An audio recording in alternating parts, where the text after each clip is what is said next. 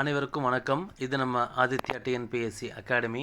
நம்ம இந்திய ஆட்சியல் அதாவது அரசியல் அறிவியலில் மாநில சட்டமன்றம் பற்றி இந்த வகுப்பில் பார்க்கலாம். சரிங்களா? ஸோ மாநில சட்டமன்றம் பற்றி சொல்லக்கூடிய பகுதி 6. விதி பார்த்திங்கன்னா 168 முதல் 212 வரை மாநில சட்டமன்றம் பற்றி கூறுகிறது. ஓகேங்களா? அடுத்து பாருங்கள், மத்தியில் பார்லிமெண்ட் இருக்கிற மாதிரி மாநிலங்களில் சட்டமன்றங்கள் இருக்குது, இருந்தாலும் ஒரு சில வேறுபாடுகள் இருக்குது அப்படின்னு சொல்லியிருக்காங்க. அடுத்த சட்டமன்றங்கள்லாம் என்ன பார்த்துருவோம். ஸோ இந்தியாவை பொறுத்த வரைக்கும் 6 இந்திய மாநிலங்களில் ஈரவை சட்டமன்றங்கள் இருக்குது. அதாவது பார்த்திங்க அப்படின்னா சட்டப்பேரவையும் சட்ட மேலவையும் கொண்ட சட்டமன்றங்கள் 6 மாநிலங்களில் இருக்குது. அது பார்த்திங்கன்னா ஆந்திரா, தெலங்கானா, மகாராஷ்டிரா, கர்நாடகா, பீகார், உத்தரப்பிரதேசம். இதில் பார்த்தீங்கன்னா ஜம்மு காஷ்மீரில் முன்பு ஈரவை தான் இருந்துச்சு. 2019 ஜம்மு காஷ்மீர் மாநிலத்துடைய அந்தஸ்தை கேன்சல் பண்ணிவிட்டு யூனியன் பிரதேசமாக அறிவிக்கும் பொழுது என்ன பண்ணிட்டாங்கன்னா, இங்கே அந்த சட்டமன்றத்தையும் ஈரவை சட்டமன்றத்தையும் ஒழிச்சிடுறாங்க. ஸோ பார்த்தீங்கன்னா ஜம்மு காஷ்மீர் சட்ட மேலவை 2019 ஒழிக்கப்பட்டது. ஞாபகம் வச்சுக்கோங்க. தமிழ்நாட்டில் சட்ட மேலவை ஒழிக்கப்பட்ட ஆண்டு பார்த்திங்கன்னா 1986ங்க. எக்ஸாக்டாக சொல்லணும்னா 1/11/1986. அதன் பிறகு பார்த்திங்கன்னா 2010 என்ன பண்ணுறாங்கன்னா தமிழ்நாடு சட்ட மேலவை சட்டம் அப்படின்றத ஒன்று கொண்டு வராங்க. அதாவது நம்மளுடைய சட்டமன்றம் என்ன பண்ணுறாங்கன்னா சட்ட மேலவை தேவைன்னு தீர்மானம் கோர்றாங்க. அந்த தீர்மானம் பார்த்திங்க அப்படின்னா பாராளுமன்றத்துக்கு செல்லுது. அந்த சட்டத்துக்கு மேலே அவங்க மசோதாவை தீர்மானம் கொண்டு வரதுக்கு முன்னாடி என்ன பண்ணிடுறாங்கன்னா அகைன் 2011 என்ன பண்ணிடுறாங்க, நாங்கள் இந்த மாதிரி கோரிக்கை கொடுத்தவங்களுக்கு சட்ட மேலவை வேணும்னு சொல்லி நாங்கள் அந்த தீர்மானத்தை திரும்ப வாங்கிக்கிறோம், அதை நாங்கள் கேன்சல் பண்ணிடுறோம் அப்படின்னு சொல்லிட்டு தமிழ்நாட்டில் சட்ட மேலவை இல்லாமலே போயிடுச்சு. ஓகேங்களா? ஸோ இதை தவிர்த்து மீதி உள்ள சட்டமன்றங்கள் எல்லாமே ஓரவை கொண்டவை, அதாவது சட்டப்பேரவைன்னு சொல்லக்கூடிய ஓரவை கொண்டவை. ஓகேங்களா? ஸோ பொதுவாக மாநில சட்டமன்றம் இருக்குது அப்படின்னா அதோடைய அங்கங்கள் என்னென்னு கொடுத்துருக்காங்க பாருங்கள். மொத்தம் 3 அங்கங்கள் இருக்குது. ஃபஸ்ட்டு கவர்னர், எப்போவுமே அவர் தான் ஒரு அங்கம், ஆளுநர் முதல் அங்கம். இரண்டாவது சட்ட மேலவை, அதாவது சட்ட மேலவைக்கு வேறு என்னென்ன பெயர் அப்படின்னா விதான் பரிஷத், இரண்டாவது அவை, மூத்தோர் அவை அப்படின்னு சொல்லலாம். அடுத்தது 3வது அங்கம் பார்த்திங்கன்னா சட்டப்பேரவை, அது பார்த்திங்கன்னா விதான் சபா, முதல் அவை, மக்களின் அவை சொல்லுவாங்க. ஏன் மக்களின் அவை சொல்கிறாங்கன்னா மக்கள் ஓட்டு போட்டு வந்தவங்களால மக்களின் அவை. அடுத்து பாருங்கள், சட்ட மேலவையை உருவாக்க அல்லது அழிக்க பாராளுமன்றத்திற்கு உரிமை உள்ளது. நான் வச்சுக்கோங்க, ஒரு ஸ்டேட்டுக்கு சட்ட மேலவை வேணும் வேணான்னு முடிவு பண்ணுறதுக்கான தீர்மானத்தை கொண்டு வர்றது மட்டும்தான் அந்த மாநில சட்டப்பேரவையுடைய வேலை. அந்த தீர்மானத்து மேலே முடிவெடுக்கக்கூடிய உரிமை பார்த்திங்க அப்படின்னா பாராளுமன்றத்துக்கு தான் இருக்குது. ஓகேங்களா? ஸோ பாருங்கள், இப்போது நம்ம தமிழ்நாட்டுக்கு சட்ட மேலவை வேணும் அப்படின்னா இந்த 2010 ஒரு மசோதா தீர்மானம் கொண்டு வந்தாங்க இல்லையா, அந்த தீர்மானம் இந்த மாதிரி தான் கொண்டு வந்தாங்க. நம்ம ஸ்டேட்டில் சிறப்பு பெரும்பான்மை மூலயமா தீர்மானத்தை நிறைவேற்றணும். அதுக்கு என்ன பண்ணோம் அப்படின்னா அவையுடைய மொத்த உறுப்பினரில் 3/2 பங்கு மெம்பர்ஸ் என்ன பண்ணணும், வருகை புரிஞ்சிருக்கணும், வாக்களிச்சிருக்கணும் அப்படின்னு சொல்லியிருக்காங்க. ஆனால் நம்ம என்னதான் மாநிலங்கள் சிறப்பு பெரும்பான்மை மூலயமா நிறைவேற்றம் செஞ்சாலும் அங்கே பார்லிமெண்ட்டில் பார்த்திங்க அப்படின்னா இந்த மசோதாவை நிறைவேற்றுறதுக்கு சாதாரண பெரும்பான்மையே போதும்.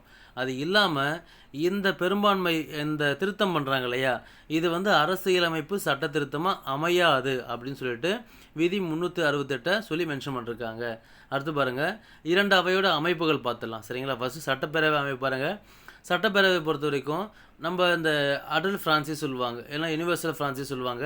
அதாவது வயது வந்தோர் வாக்குரிமை அடிப்படையில் மக்களால் தேர்ந்தெடுக்கப்பட்ட உறுப்பினர் கொண்ட அவை தான் சட்டப்பேரவை. ஓகேங்களா? இந்த சட்டப்பேரவையில் பார்த்திங்க அப்படின்னா எண்ணிக்கை 60க்கு குறையாமல் இருக்கணும், 500க்கு மிகாமல் இருக்கணும். ஒரு எக்ஸாம்பிள் சொல்கிறேன், சின்ன எக்ஸாம்பிள். லாஸ்ட்டாக ஜனவரி ஃபெப்ரவரியில் ஒரு 5 மாநிலங்களில் சட்டப்பேரவை தேர்தல் நடந்துச்சு. அதில் கோவா பார்த்தா 40 தொகுதிகள் தான் இருக்கும். ஆனால் என்ன சொல்லியிருக்காங்க, எண்ணிக்கை 60க்கு குறையாமல் இருக்குன்னு சொல்லியிருக்காங்க. இதிலே ஒரு விதிவிலக்கு பாருங்களேன். அடுத்த பாயிண்ட் பாருங்கள், அருணாச்சல பிரதேசமில், சிக்கிமில், கோவாவில் பார்த்திங்க அப்படின்னா குறைஞ்சபட்சம் 30 அப்படின்னு மென்ஷன் பண்ணிட்டாங்க. மற்ற மாநிலங்களுக்கு 60, இந்த 3 மாநிலங்களுக்கு 30. அது இல்லாமல் மிசோரம், நாகாலாந்துக்கு 40, 46ன்னு ஃபிக்ஸ் பண்ணிருக்காங்க. இதில் சிக்கிம்லேயும் நாகாலாந்துலேயும் இன்றைய வரைக்கும் மறைமுக தேர்தல் தான் போயிட்டுருக்கு, மக்கள் தேர்ந்தெடுக்கிறது கிடையாது. அடுத்து பாருங்கள், அது இல்லாமல் ஆங்கிலோ இந்தியன் சமூகத்திலேருந்து ஒரு நபரை சூஸ் பண்ணணும். அந்த சூஸ் பண்ணுறது யார் அப்படின்னா கவர்னர் தான் சூஸ் பண்ண சொல்லியிருக்காங்க. ஆனால் இந்த சூஸ் பண்ணுற இதையும் பார்த்தீங்கன்னா ப்ராசஸையும் பார்த்தீங்க அப்படின்னா 104ஆம் திருத்தம் 2020 மூலமாக நீக்கிட்டாங்க. அதாவது நீக்கிறதும் கிடையாது, ஒவ்வொரு 10 ஆண்டாக எக்ஸ்டெண்ட் பண்ணிட்டே வராங்க. அப்படி எக்ஸ்டெண்ட் பண்ணும்போது ஃபஸ்ட்டு 26 ஜனவரி 1950 தான் என்ன பண்ணாங்க, நம்ம அரசியலமைப்பு நடைமுறை கொண்டு வந்தாங்க. ஸோ அங்கேருந்து என்ன பண்ணுறாங்க, அடுத்த 10 வருஷம் 25 ஜனவரி 1960 வரைக்கும் எஸ்சி எஸ்டிக்கும் இந்த ஆங்கிலோ இந்தியனுக்கும் 10 ஆண்டு சட்டம் இயற்றும் இடங்களில் இடஒதுக்கீடு தராங்க. அப்படியே 10 வருஷமாக வந்துட்டு இருந்தது. கடைசியாக 2010லேருந்து 2020 ஜனவரி 25 வரைக்கும் எக்ஸ்டெண்ட் பண்ணாங்க. அதன் பிறகு எக்ஸ்டெண்ட் பண்ணும்போது என்ன பண்ணுறாங்கன்னா எஸ்சி எஸ்டி மட்டும் எக்ஸ்டெண்ட் பண்ணுறாங்க 104ஆம் திருத்தம் மூலயமா. ஆங்கிலோ இந்தியனை இதில் விட்டுடுறாங்க. ஸோ ஆங்கிலோ இந்தியன் மெத்தட் இப்போ இல்லை. அடுத்து பாருங்கள், ஸோ எஸ்சி எஸ்டி பிரிவுக்கு இடஒதுக்கீடு உண்டு, அதுதான் சொன்னோம். 104ஆம் திருத்தம் மூலயமா எஸ்சி எஸ்டிக்கு இடஒதுக்கீடு உண்டு அப்படின்னு சொல்லியிருக்காங்க. சரிங்களா? ஸோ பாருங்கள், மக்கள் தொகை மற்றும் தொகுதிகள் சொல்லியிருக்காங்க. என்ன அப்படின்னா நாம் இப்போது எலெக்ஷன் நடத்துகிறாங்க அப்படின்னா அதுக்கு தொகுதிகள் பிரிக்கணும் இல்லையா? தொகுதிகள் பிரிக்கிறதுக்கு மறுவரையறை ஆணையம் அப்படின்னு ஒன்று அமைப்பாங்க. இந்தியாவில் இது வரைக்கும் 4 ஆணைகள் அமைச்சிருக்காங்க. 1952, 1962, 1972, 2002 இந்த 4 ஆண்டுகள்.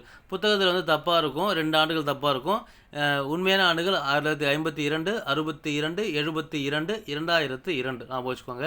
ஸோ என்ன பண்ணாங்கன்னா வந்துட்டு இதுக்கு முன்னே வந்து 1991 அந்த மக்கள் தொகை சென்சஸை பேஸ் பண்ணி தொகுதியை பிரித்தாங்க. அதுக்கப்புறம் என்ன பண்ணுறாங்கன்னா 87வது சட்டத்திருத்தம் மூலயமா என்ன பண்ணிட்டாங்க, அது 2003 ஆண்டு மூலயமா 2001 மக்கள் தொகையை நமக்கு ஃபாலோ பண்ணிக்கலாம் அப்படின்னு சொல்லி மாற்றிடுறாங்க. ஓகேங்களா?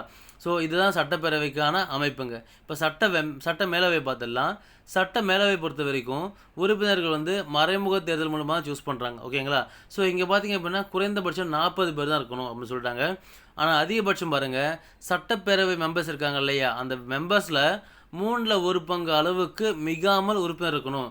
ஸோ தமிழ்நாட்டில் 234 சட்டப்பேரவை உறுப்பினர் இருக்காங்க. ஒருவேளை தமிழ்நாட்டில் சட்ட மேலவை கொண்டு வந்தாங்கன்னா அப்படி யோசிச்சு பாருங்களேன், 234ல் 3/4 என்ன வரும், 234 இல்லையா, 7 3 21, 8 3 24 சம்திங் 78 சீட்டு வந்து பார்த்திங்கன்னா சட்ட மேலவைக்கு அதிகபட்சமாக இருக்கும். ஓகேங்களா?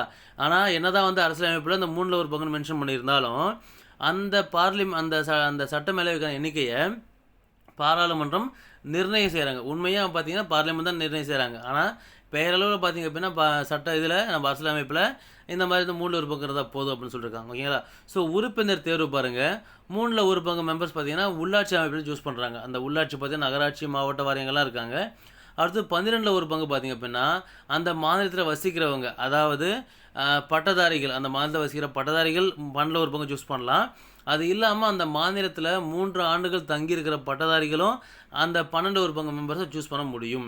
அடுத்தது பாருங்கள், திரும்ப இன்னொரு 12/4 இருக்குது. அந்த 12/4 யார் சூஸ் பண்ணுறாங்கன்னா ஆசிரியர், அதாவது மேல்நிலைப்பள்ளி தரத்துக்கு குறையாத ஆசிரியர் சூஸ் பண்ணுவாங்க. அவங்க மட்டும் கிடையாதுங்க, 3 ஆண்டுகள் அந்த ஸ்டேட்டில் தங்கியிருந்தாலும் போதும், அவங்களுக்கும் அந்த சூஸ் பண்ணுறதுக்கான உரிமை உண்டு. அடுத்தது பாருங்கள், அதாவது 3/4 பார்த்தீங்கன்னா சட்டப்பேரவை உறுப்பினர்கள் ஸ்பெல்லிங் மாற்றிக்கோங்க, உறுப்பினர்கள். ஓகேங்களா? ஸோ நம்ம ஓட்டு போட்ட சட்டப்பேரவை எம்எல்ஏ இருக்காங்க இல்லையா, எம்எல்ஏ சூஸ் பண்ணுறாங்க 3/4. கடைசியாக பார்த்தீங்க அப்படின்னா 1/6 பார்த்தீங்க அப்படின்னா மாநில ஆளுநர் வந்து சூஸ் பண்ணுறாருங்க. ஓகேங்களா? ஸோ இந்த முறையை மாற்றி அமைக்கிறதுக்கு யாருக்கு ரைட்ஸ் உண்டு அப்படின்னா பார்லிமெண்ட்டுக்கு ரைட்ஸ் உண்டு. ஸோ பதவிக்காலம் பாருங்கள், சட்டப்பேரவை ஃபஸ்ட்டு. சட்டப்பேரவை வந்து ஒரு தற்காலிக அவை இல்லைங்களா? ஸோ என்ன பண்ணுறாங்கன்னா பொது தேர்தல் முடிஞ்சு பதவி ஏற்ற ஃபஸ்ட்டு நாள்லேருந்து 5 ஆண்டுகள் பதவிக்காலம். இவங்களுடைய ஏஜ் பார்த்தீங்கன்னா 5 ஆண்டு முடிஞ்சு போச்சு அப்படின்னா ஆட்டோமேட்டிக்காக இவங்க பதவிக்காலம் வந்து தானாகவே கலைஞ்சிருங்க. அந்த சட்டப்பேரவை தானாகவே கலைஞ்சிரும். அது மட்டும் இல்லாமல் எந்நேரத்துலையும் கலைக்கிறதுக்கு அந்த மாநில ஆளுநருக்கு உரிமை உண்டு. அதுக்காக நல்ல ஆட்சி போகும்போது கலைக்க மாட்டாங்க. ஆர்டிகல் 365 படி சட்ட ஒழுங்கு சரியில்லை என்ற கான்செப்டில் ஆர்டிகல் 356 மூலயமா குடியரசுத் தலைவர் ரெக்கமெண்டேஷன் பண்ணி மாநிலத்தில் ஆட்சியை கலைக்க முடியும். ஓகேங்களா? ஸோ அடுத்து பாருங்கள், சப்போஸ் இது வந்து மாநில அவசரங்களை அறிவிச்சாங்கன்னா அந்த ஸ்டேட்டில் அந்த 5 ஆண்டு ஆட்சி காலம் குறைய வாய்ப்புண்டு. ஒருவேளை தேசிய அவசரங்களை அறிவிச்சாங்கன்னா என்ன பண்ணலாம், அந்த 5 ஆண்டு காலம் இருந்து 6 ஆண்டு காலம் 7 ஆண்டு காலம் நீட்டிக்கப்பட வாய்ப்புண்டு. ஓகேங்களா? அது சொல்லிருக்காங்க பாருங்கள். தேசிய அவசர நிலையின் பொழுது பாராளுமன்றத்தில் இயற்றப்பட்ட சட்டத்தின் மூலம் ஓராண்டு நீட்டிக்கலாம். ஓகேங்களா? அந்த ஓராண்டுன்றது எத்தனை முறைன்னு சொல்ல, எத்தனை ஓராண்டு நீங்கள் நெக்ஸ்ட் மட்டும் போயினே இருக்கலாம். ஓகேங்களா? அதுபோல் இந்த அவசரங்களை திரும்ப வாங்கிட்டாங்க, ரிவோக் பண்ணிட்டாங்க அப்படின்னா அடுத்த 6 மாதத்தில் எலெக்ஷன் வச்சுட்டு புதுசாக என்ன பண்ண ஆட்சி அமைக்கணும். ஏன்னா ரூல் என்னென்னா, ஒரு எலெக்ஷன் முடிஞ்சு போச்சு, ஒரு அமைப்பு முடிஞ்சு போச்சு அப்படின்னா அடுத்த 6 மாதத்துக்குள்ளே புதிய தேர்தல் வச்சே ஆகணும். அது இடைத்தேர்தலாகட்டும் இல்லை மற்ற தேர்தலாகட்டும், ஆக மொத்தம் 6 மாதத்தில் புது ஒரு நபர் சூஸ் பண்ணி ஆகணும். அடுத்து சட்டமேலவை பாருங்கள். சட்டப்பேரவை வந்து ஒரு தற்காலிக அவை, சட்ட மேலவை வந்து ஒரு நிரந்தர அவை. ஸோ இதை கலைக்க முடியாது. ஓகேங்களா? ஸோ பார்த்தீங்கன்னா பொதுவாக உறுப்பினர் பதவி காலம் பார்த்தீங்கன்னா 6 ஆண்டுகள் அப்படின்னு சொல்லுவாங்க. ஸோ பார்த்துக்கோங்க. அடுத்தது ஆனால் ஒவ்வொரு 2 ஆண்டுக்கும் பார்த்திங்க அப்படின்னா 3ல் 1 பங்கு உறுப்பினர் பார்த்திங்கன்னா ஓய்வு பெறுவாங்க அப்படின்னு சொல்லியிருக்காங்க. ஸோ காலியாக உள்ள இடத்துக்கு, அதாவது இந்த 3ல் 1 பங்கு மெம்பர்ஸை 2 இயர்ஸில் வெளில அனுப்பிடுறாங்க இல்லையா, 2 ஆண்டு முடியும் போது, அப்போ 3ஆம் ஆண்டு தொடக்கம் மறுநாள் ஆரம்பிக்கும். அப்போ என்ன பண்ணுவாங்கன்னா அந்த வேகன்சியை வந்து கவர்னர் ஃபில் பண்ணுவார். ஸோ பாருங்கள், இந்த மாதிரி வந்து ஒருத்தர் ஓய்வு பெற்றார் அப்படின்னு வச்சுக்கோங்களேன், எத்தனை முறை வேணால் என்ன பண்ணலாம், திரும்ப தேர்வு செய்யலாம். அடுத்தது உறுப்பினர் ஆவதற்கான தகுதிகள் பாருங்கள். ஓகேங்களா? ஃபஸ்ட் என்ன தகுதி மென்ஷன் பண்ணிருக்காங்கன்னா, அவங்க வந்து இந்திய குடிமகன் இல்லை குடிமகளாக இருக்கலாம். ஓகேங்களா? அடுத்தது பார்த்திங்கன்னா தேர்தல் ஆணையத்தால் நியமனம் செய்யப்பட்ட அதிகாரி முன்பு என்ன பண்ணணும், உறுதிமொழி எடுத்துக்கணும் அப்படின்னு சொல்லியிருக்காங்க. சட்ட மேலவைக்கு தேர்வு செய்யப்பட வேண்டிய நபர் அப்படின்னா 30 வயசு பூர்த்தி அடையணும். சட்டப்பேரவைக்கு தேர்வு செய்யப்பட வேண்டிய நபர்னா 25 வயது பூர்த்தி அடையணும். ஓகேங்களா? ஸோ அது இல்லாமல் அடிஷ்னல் தகுதி, அதாவது கூடுதல் தகுதி என்ன சொல்லியிருக்காங்கன்னா, பாராளுமன்றத்தால் நிர்ணயிக்கப்பட்ட இதர தகுதிகளை பெற்றிருக்கணும்னு சொல்லியிருக்காங்க. அந்த தகுதிகள் எங்கே மென்ஷன் ஆயிருக்கு அப்படின்னா மக்கள் பிரதிநிதித்துவ சட்டம் 1951 மென்ஷன் ஆயிருக்கு. அடுத்தது தகுதி நீக்கம் பாருங்கள். ஸோ தகுதி நீக்கம் செய்ய காரணங்கள் பாருங்கள். வருமானம் பெறும் பிற தொழில் ஈடுபடுவது, அதாவது வேறு ஒரு ஆஃபீஸில் போய் என்ன பண்ணக்கூடாது, இவர் சம்பளம் வாங்கக்கூடாது, ஊதியம் வாங்கக்கூடாது. எம்பியா இல்லை எம்எல்ஏவா இல்லை சட்டம் எம்எல்சியாக சூஸ் பண்ணதுக்கப்புறம் ஒரு நபர் போயிட்டு வேறு ஒரு ஆஃபீஸில் வந்து சம்பளம் வாங்கக்கூடாது. ஓகேங்களா? அடுத்து பாருங்கள், போதிய அறிவுத்திறன் இல்லாதவர் என நீதிமன்றத்தால் அறிவிக்கப்படுதல். அடுத்தது கடனில் மூழ்கி போனவர், அது இல்லாமல் இந்திய குடிமகனாக இல்லாதவர். ஒருத்தர் என்ன பண்ணுறப்பாரு, நான் இந்திய குடிமகன் சொல்லி ஏமாற்றி எலெக்ஷன் ஜெயிச்சிருப்பார். அவர் இந்திய குடிமகன் இல்லைனாலும் என்ன பண்ணலாம், அந்த இடத்த வந்து பதவி நீக்கம் செய்யலாம். அடுத்தது என்ன பண்ணுறதுன்னா, அல்லது பிற நாட்டின் குடியுரிமையை விரும்பி அடைதல். வேறு ஒரு நாட்டில் போய் என்ன பண்ணுற, குடியுரிமை விரும்பி அடைஞ்சானாயிடும், தாமாகவே இந்திய குடியுரிமை போயிடும். அப்படி போயிடுச்சுன்னா என்ன பண்ணுற, இந்திய குடிமகன் கிடையாது. ஸோ இந்திய குடிமகனாக இருந்தால் தான் மெம்பராக இருக்க முடியும், இல்லை தூக்கிடுவாங்க. அடுத்து பாருங்கள், பிற நாட்டுக்கு விசுவாசமாக இருத்தல், அதாவது இந்த மாதிரி விசுவாசம் வேறு நாட்டு காட்டினாலும் ஆட்டோமேட்டிக்காக குடியுரிமையை கேன்சல் பண்ணிவிடுவாங்க. ஸோ இந்திய குடிமகனாக அவர் ஆக முடியாது. ஸோ வழக்கம் போல் அந்த உறுப்பினர் பதவி போயிடும். அடுத்து பாருங்கள், அது இல்லாமல் பாராளுமன்ற சட்டத்தால் தகுதி நீக்கம் செய்யப்படுவது, அதுவும் ஒரு காரணம். அது இல்லாமல் மக்கள் பிரதிநிதித்துவ சட்டத்தில் கூறப்பட்டுள்ள பிற காரணங்கள், இதாலையும் தகுதி நீக்கம் செய்யப்படலாம்.